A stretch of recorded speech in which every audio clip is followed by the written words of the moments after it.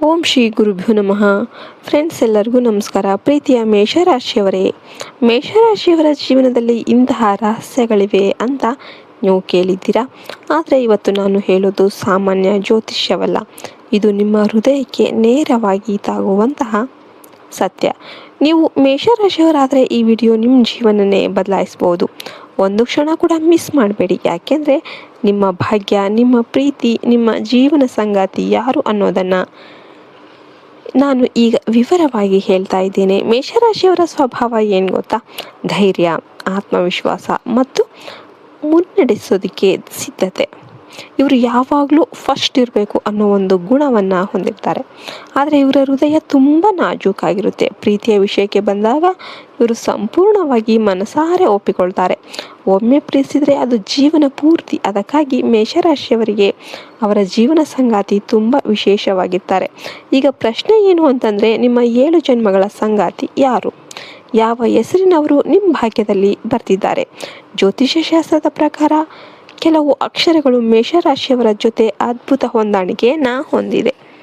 ವಿಶೇಷವಾಗಿ ಅ, ಲ, ಸ, ರ, ಕ ಈ ಅಕ್ಷರದಿಂದ ಪ್ರಾರಂಭವಾಗುವ ಹೆಸರುಗಳು ಇರುವವರು ನಿಮ್ಮ ಜೀವನದಲ್ಲಿ ಅತ್ಯಂತ ಪ್ರಮುಖ ಪಾತ್ರವನ್ನು ವಹಿಸ್ತಾರೆ. ಈ ಹೆಸರಿನವರು ನಿಮ್ಮ ಜೀವನಕ್ಕೆ ಬಂದರೆ ಅದು ಸಾಮಾನ್ಯ ಸಂಬಂಧ ಅಲ್ಲ, ಅದು ಕರ್ಮ ಸಂಬಂಧ. ಪೂರ್ವಜನ್ಮದ ಬಾಂಧವ್ಯ. ನಿಮ್ಮ ಆತ್ಮ ಮತ್ತು ಅವರ ಆತ್ಮ ಈಗಾಗಲೇ ಸಂಪರ್ಕ ಹೊಂದಿದೆ. ನೀವು ಅವರನ್ನು ಮೊದಲ ಬಾರಿಗೆ ನೋಡಿದಾಗಲೇ ಏನೋ ಪರಿಚಯದ ಭಾವನೆ ಬರುತ್ತೆ.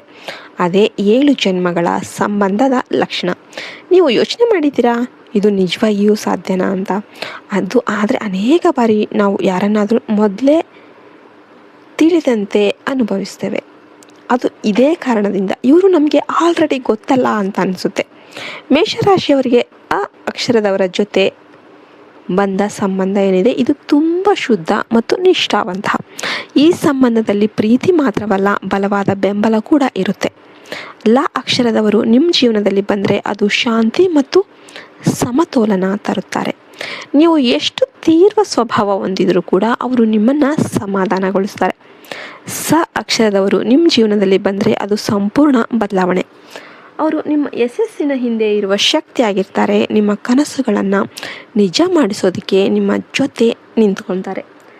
ರ ಅಕ್ಷರದವರು ಅವರೇನಾದರೂ ನಿಮ್ಮ ಜೀವನಕ್ಕೆ ಬಂದರೆ ಅದು ಕರ್ಮಫಲ. ನೀವು ಹಿಂದಿನ ಜನ್ಮದಲ್ಲಿ ಮಾಡಿದ ಒಂದು ರಿಲೇಷನ್ಶಿಪ್, ಬಾಂಧವ್ಯ ಏನಿದೆ ಅದು ಮತ್ತೆ ಈಗ ನಿಮ್ಮ ಮುಂದೆ ಬರುತ್ತೆ. ಕೆಲವೊಮ್ಮೆ ಇದು ಸವಾಲುಗಳನ್ನು ತರಬಹುದು, ಆದರೆ ಅಂತಿಮವಾಗಿ ಅದು ನಿಮ್ಮ ಆತ್ಮವನ್ನು ಶುದ್ಧಿಗೊಳಿಸುತ್ತೆ. ಕ ಅಕ್ಷರದವರು ಬಂದರೆ ಅದು ಅತ್ಯಂತ ಆಕರ್ಷಕ ಸಂಬಂಧ. ನೀವು ಅವರಿಂದ ದೂರ ಇರೋದಕ್ಕೆ ಸಾಧ್ಯನೇ ಇಲ್ಲ. ಅವರು ನಿಮ್ಮ ಮನಸ್ಸನ್ನು ಸಂಪೂರ್ಣವಾಗಿ ಆವರಿಸ್ತಾರೆ. ಈ ಎಲ್ಲ ಅಕ್ಷರಗಳ ಹಿಂದೆ ಒಂದು ಗಾಢವಾದ ರಹಸ್ಯ ಅಡಗಿದೆ. ಅದು ನಿಮ್ಮ ರಾಶಿ, ನಿಮ್ಮ ನಕ್ಷತ್ರ ಮತ್ತು ನಿಮ್ಮ ಕರ್ಮಗಳ ಜೊತೆ ಸಂಬಂಧ ಇದೆ. ಮೇಷರಾಶಿಯವರು ಅಗ್ನಿತತ್ವಕ್ಕೆ ಸೇರಿದವರು. ಆದ್ದರಿಂದ ಇವರಿಗೆ ಬಂದ ಸಂಬಂಧಗಳು ತುಂಬ ತೀವ್ರವಾಗಿರುತ್ತೆ. ಪ್ರೀತಿ ಇದ್ದರೆ ಅದು ತುಂಬ ಆಳವಾದ ಪ್ರೀತಿ. ಕೋಪ ಬಂದರೆ ಅದು ಕೂಡ ತುಂಬ ತೀವ್ರವಾಗಿರುತ್ತೆ. ಆದರೆ ಈ ಎಲ್ಲ ಭಾವನೆಗಳ ನಡುವೆ ಒಂದು ಸತ್ಯ ಇದೆ. ನಿಮ್ಮ 7 ಜನ್ಮಗಳ ಸಂಗಾತಿ ನಿಮ್ಮ ಜೀವನಕ್ಕೆ ಬರೋದು ನಿಶ್ಚಿತ. ಆದರೆ ಅದು ಯಾವಾಗ ಅನ್ನೋದು ನಿಮ್ಮ ಕರ್ಮದ ಮೇಲೆ ಅವಲಂಬಿತವಾಗಿರುತ್ತೆ.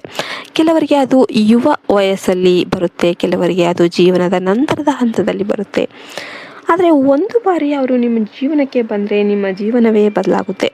ನೀವು ಒಂಟಿಯಾಗಿದ್ದರೆ, ಬೇಸರವಾಗಿದ್ದರೆ ಈ ಒಂದು ವಿಷಯ ನೆನಪಿಡಿ, ನಿಮ್ಮ ಆತ್ಮ ಸಂಗಾತಿ ನಿಮ್ಮ ಕಡೆಗೆ ಬರ್ತಾ ಇದ್ದಾರೆ. ನೀವು ಅವರನ್ನು ಹುಡುಕಬೇಕಂತ ಏನೂ ಇಲ್ಲ. ಸಮಯ ಬಂದಾಗ ಅವರು ನಿಮ್ಮ ಮುಂದೆ ನಿಂತಿರ್ತಾರೆ ಮತ್ತು ನೀವು ಅವರ ಕಣ್ಣುಗಳಲ್ಲಿ ನೋಡಿದಾಗಲೇ ಇವರು ನನ್ನವರು ಅಂತ ಅನ್ನುವ ಒಂದು ಭಾವನೆ ಬರುತ್ತೆ. ಅದೇ 7 ಜನ್ಮಗಳ ಸತ್ಯ.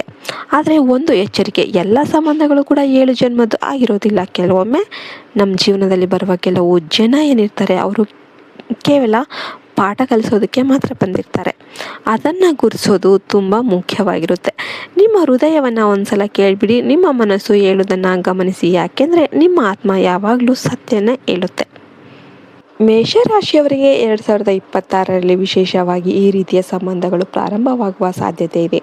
ಈ ವರ್ಷ ನಿಮ್ಮ ಜೀವನದಲ್ಲಿ ಹೊಸ ವ್ಯಕ್ತಿ ಪ್ರವೇಶ ಮಾಡಬಹುದು ಅಥವಾ ಈಗಾಗಲೇ ಇದ್ದ ಸಂಬಂಧ ಮತ್ತಷ್ಟು ಗಾಢವಾಗಬಹುದು. ನೀವು ಈ ವರ್ಷ ತೆಗೆದುಕೊಳ್ಳುವ ನಿರ್ಧಾರಗಳು ನಿಮ್ಮ ಭವಿಷ್ಯವನ್ನು ನಿರ್ಧರಿಸುತ್ತೆ. ಆದ್ದರಿಂದ ಜಾಗರೂಕರಾಗಿರಿ, ಪ್ರೀತಿಯನ್ನು ಗೌರವಿಸಿ, ನಿಷ್ಠೆಯಿಂದ ನಡೆದುಕೊಳ್ಳಿ. ಆಗ ನಿಮ್ಮ 7 ಜನ್ಮಗಳ ಸಂಗಾತಿ ನಿಮ್ಮ ಜೊತೆ ಜೀವನ ಪೂರ್ತಿ ಇರ್ತಾರೆ. ಇದು ಕೇವಲ ಜ್ಯೋತಿಷ್ಯವಲ್ಲ, ಇದು ಒಂದು ಭಾವನೆ, ಒಂದು ನಂಬಿಕೆ, ಒಂದು ಅನುಭವ. ನೀವು ಇದನ್ನು ನಂಬಿದರೆ ನಿಮ್ಮ ಜೀವನದಲ್ಲಿ ಅದ್ಭುತಗಳು ನಡೆಯುತ್ತೆ. ಕೊನೆಯಲ್ಲಿ ಒಂದು ಪ್ರಶ್ನೆ, ನೀವು ಈಗ ನಿಮ್ಮ ಜೀವನದಲ್ಲಿ ಯಾರಾದರೂ ನೆನೆಸಿಕೊಂಡಿದ್ದೀರಾ? ಅವರ ಹೆಸರಿನ ಮೊದಲ ಅಕ್ಷರ ಈ ಲಿಸ್ಟಲ್ಲಿ ಇದೆಯಾ? ಚೆಕ್ ಮಾಡಿ. ಇದ್ರೆ ಕಮೆಂಟ್ ಮಾಡಿ ಮತ್ತು ವಿಡಿಯೋನ ನಿಮ್ಮ ಸ್ನೇಹಿತರ ಜೊತೆ ಶೇರ್ ಮಾಡಿ. ಜೈ ಹಿಂದ್, ಜೈ ಭಾರತ್ ಮಾತೆ, ಹರಿ ಓಂ ತತ್ಸತ್, ಸರ್ವೇ ಜನೋ ಸುಖಿನೋ ಭವಂತು.